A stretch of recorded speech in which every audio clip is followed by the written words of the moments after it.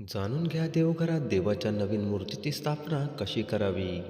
देवघरात नवीन मूर्तीची स्थापना करण्यासाठी मूर्ती स्वच्छ करून योग्य दिशेला पूर्व किंवा उत्तर आणि उंच व स्वच्छ ठिकाणी ठेवावी. तसेच मूर्तीची उंची मर्यादित असावी. अंगठा ते विधी आणि प्राणप्रतिष्ठा विधी करणे आवश्यक आहे, ज्यामुळे मूर्तीमध्ये चैतन्य संचारते आणि सकारात्मक ऊर्जा निर्माण होते.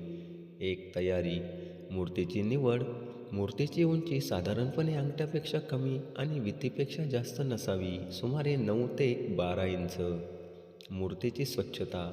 स्थापन करण्यापूर्वी मूर्ती शुद्ध पाण्याने किंवा दुधाने स्वच्छ धुवावी. योग्य दिशा. मूर्तीची स्थापना पूर्व किंवा उत्तर दिशेला करावी, जिथे पूजा करताना तुमचे तोंड उत्तर किंवा पूर्वेकडे असेल. 2. स्थापनेची प्रक्रिया. स्वच्छ जागा. देवघरात मूर्ती ठेवण्यासाठी एक उंच, स्वच्छ आणि स्थिर जागा निवडा. शक्यतो ईशान्य कोपरा उत्तम. आधार. मूर्ती थेट जमिनीवर न ठेवता लाकडी किंवा संगमरवरी पाटावर ठेवावी. प्राणप्रतिष्ठा. मूर्तीमध्ये प्राण संचारण्यासाठी प्राणप्रतिष्ठा विधी करणे महत्त्वाचे आहे. यासाठी एखाद्या जाणकार व्यक्तीची मदत घेऊ शकता. मूर्तीची मांडणी. एकाच देवाच्या अनेक मूर्ती ठेवणे टाळा. आवश्यक असल्यास अतिरिक्त मूर्ती एका पेटीत ठेवा. मूर्तीची मांडणी करताना गणपती, कुलदेवता यांना प्राधान्य द्या. 3. पूजेची मांडणी. सजावट.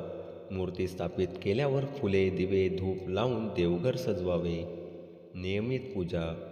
रोज नियमित पूजा केल्याने सकारात्मक ऊर्जा टिकून राहते. दक्षिण दिशेला तोंड करून बसणे टाळावे. महत्त्वाचे. देवघरातील जागा नेहमी स्वच्छ आणि गोंधळमुक्त ठेवावी. असे केल्याने सकारात्मक ऊर्जा टिकून राहते. मूर्ती स्थापना करताना श्रद्धा आणि भाव महत्त्वाचा आहे. असे समजावे की देव प्रत्यक्ष तिथे उपस्थित आहे.